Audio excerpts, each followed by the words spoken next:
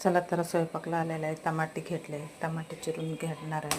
टमाटे घेतले लाल लाल येऊन मग चांगलं बघून टमाटर सगळा चिरून घेतलेला आहे. आता फोडणी देणार आहे. मोहरी जिरे टाकले, टमाटे टाकले. चला आता हळद मीठ साखर टाकले तीन चमचे. तुम्हाला किती आवडते तेवढं साखर टाकायचं. गोड मस्त लागते टमाटर चटणी, गोडवाला टमाटर चटणी फुलकी.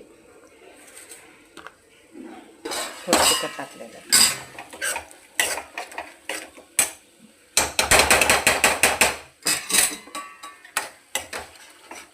चला भाजी तयार झालेला आहे.